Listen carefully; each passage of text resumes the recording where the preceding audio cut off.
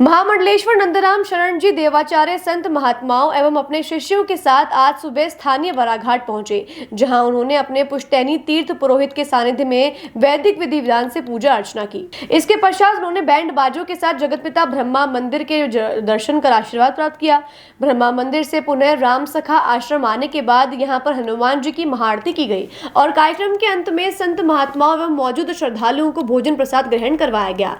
इससे पहले प्रयागराज में चल रहे महाकुंभ के दौरान विगत 23 जनवरी को देश के सभी 13 अखाड़ों, चतुर संप्रदाय और तीनों अनी के प्रमुख संतों के द्वारा अनंत श्री विभूषित श्री राम सखा परिवाराचार्य महामंडलेश्वर श्री नंदराम शरण जी देवाचार्य की बड़ी पदवी प्राप्त करने के बाद महाराज देवरात्रि पुष्कर पहुंचे, जहां आश्रम के परिकरों द्वारा उनका भव्य स्वागत किया गया।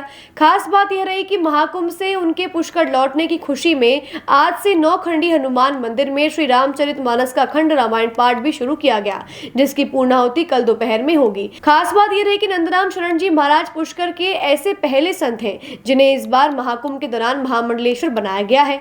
यही वजह है कि पुष्कर के संत समाज के साथ साथ इनके शिष्यों में इस बात को लेकर बेहद जोश और उत्साह नजर आया।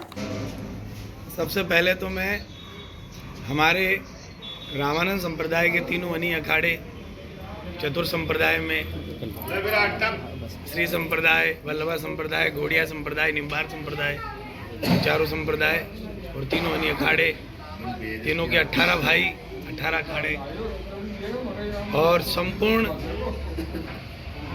रामानंद संप्रदाय के जगत गुरु द्वाराचार्य और संपूर्ण महामंडलेश्वर अखिल भारतीय सभी को बहुत बहुत साधुवाद, उनको धन्यवाद देता हूं कि उनकी सबकी कृपा से इस दास को आज ये पद प्राप्त हुआ।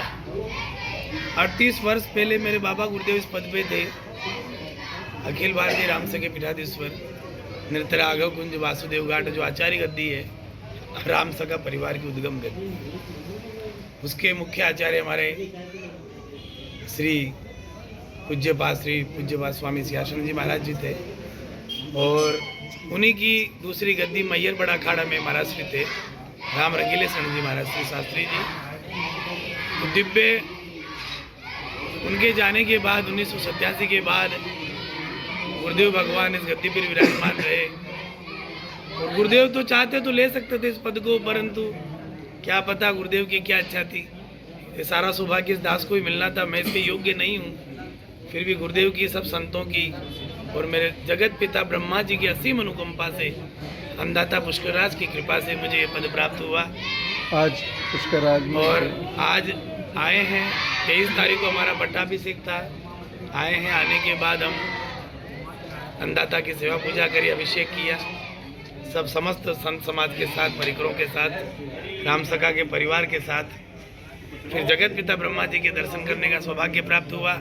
इसमें मुझे संपूर्ण पुष्कर वासियों का अटूट स्नेह और आशीर्वाद प्राप्त हुआ। क्या संदेश देना चाहते हैं? संदेश तो हम यही देना चाहते हैं कि जीवन में अगर हम कोई भी संकल्प करें और उस संकल्प में हमारी परोपकार की भावना बसी हो, स्वार्थ भावना नहीं हो और केवल सनातन धर्म को प्रचार प्रसार करने की भावना हो, तो ठाकुर जी उसको पूर्ण करते हैं। जो इच्छा करिहु मन माही, हरि प्रसाद कछु दुर्लभ नाही।